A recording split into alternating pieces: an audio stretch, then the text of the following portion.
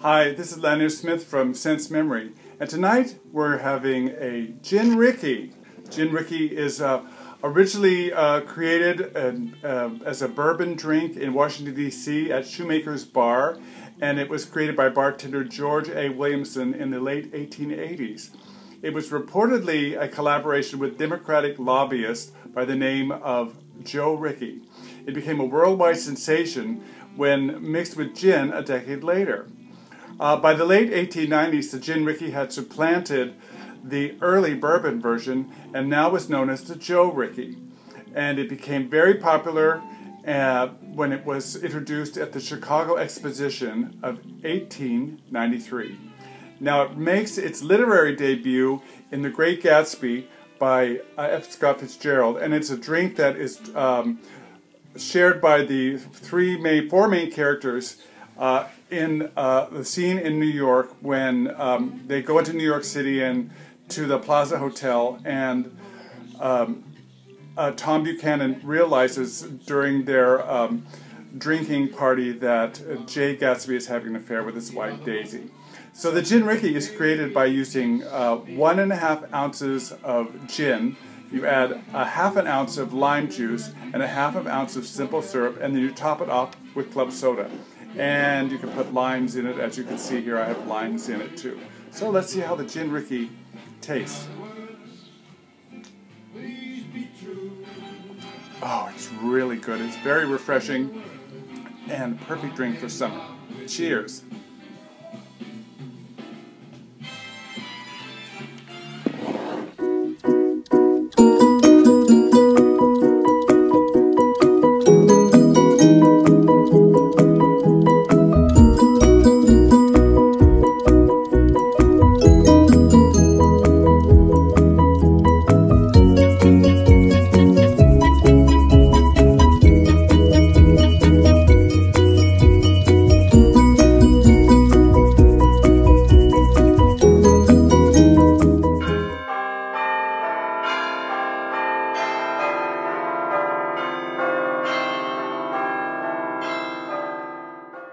So you may recall last week that on Saturday we discussed the 3 wonderful perfumes that were sent to me by Olfactif from Jeffrey Dame's wonderful creative perfume company called Dame Perfumery in Scottsdale.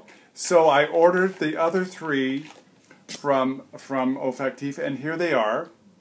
And we're going to try them out and get first impressions on these. Now, the first one is Peach Blossom, Violet, and Vanilla 2014. Now remember, they're named after the top or most, not the particularly top notes, but the most predominant notes in the perfume. They don't have a name like Joie de Vivre or anything like that. They're just named after the most prominent notes in each perfume.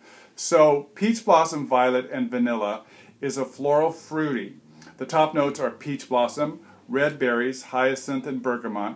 The mid notes are Parma violet, jasmine, and rose essence. And the bottom notes are Tahitian vanilla, driftwood, and musk. So let's give the first one a try.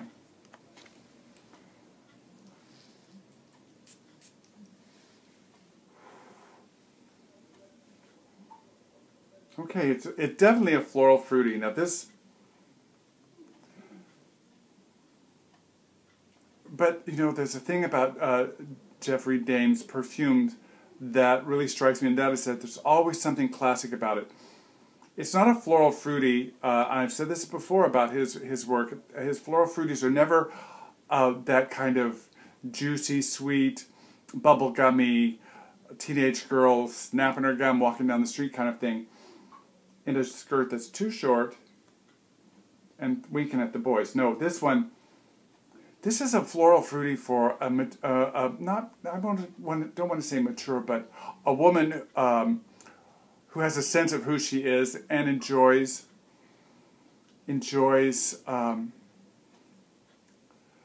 expressing her femininity in a really sophisticated manner.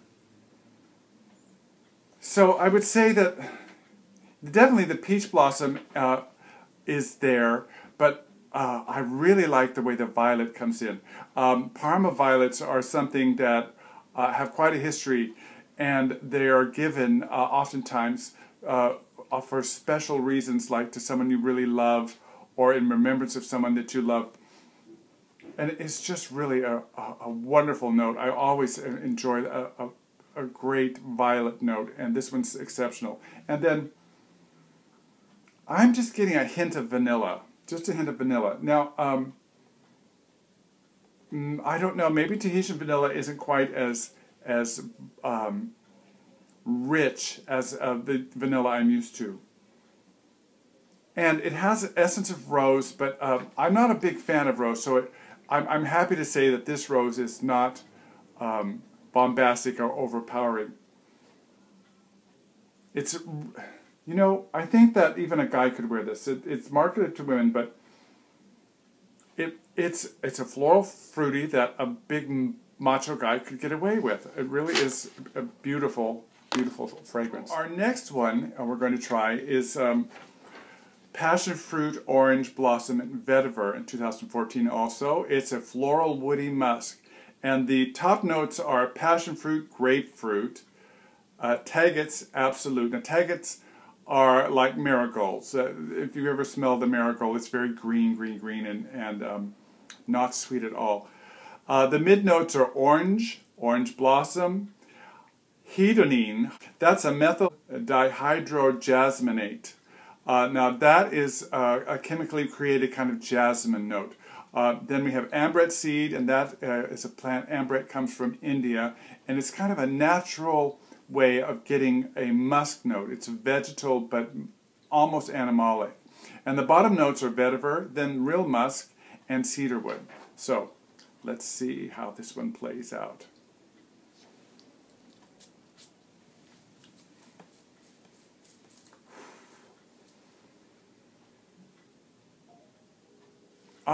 You know, this is marketed to women too, but I definitely get a kind of almost clay-like feeling.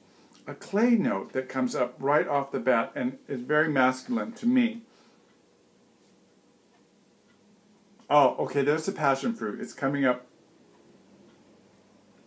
And vetiver. I'm not getting any orange blossom at all, but you know, like we always say, perfume and colognes are subjective, and our noses are very different, but this one is serious, and I would say a kind of intellectual fragrance. I wouldn't say it's my favorite of the bunch, but it's very interesting. It's earthy. It's a floral woody musk.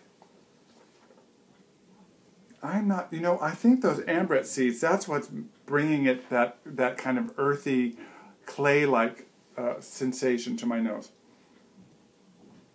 Very interesting.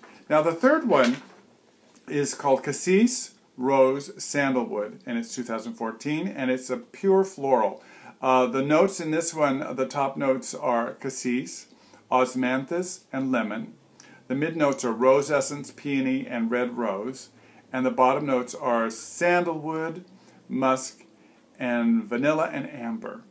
Now, as I said earlier, I'm not a big fan of rose. As a matter of fact, there was a rose perfume that came out in the 70s. Oh, what was it called? I don't remember. I'll put a note up here and tell you what it is after I finish this. But that rose, I would go into the discos in the 70s, and every woman who was there was wearing this particular rose. Tea rose, that's what it was. And it, so it's just horrible. But let's see how this plays. Maybe this is a rose I'll like.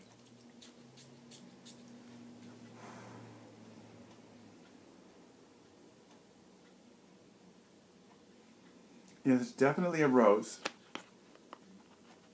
But it's not overpowering. The cassis. It's cassis. I don't know how to quite put this delicately. It's kind of pissy. Cat piss kind of cat piss kind of thing. But you know, we use strange things in perfume, like amber, which comes from the upchuck of a whale, a sperm whale. So it's interesting how what you think might be offensive, put together with other notes, really can be beautiful. And I'll say this is really a beautiful scent. Lemon. Ah, peony. The peony is very beautiful. I'm getting a little amber. Altogether, I'm getting a kind of spicy accord. It's really, really interesting and very beautiful. So there we have the last 3 entries by Dame Perfumery, and they're really interesting.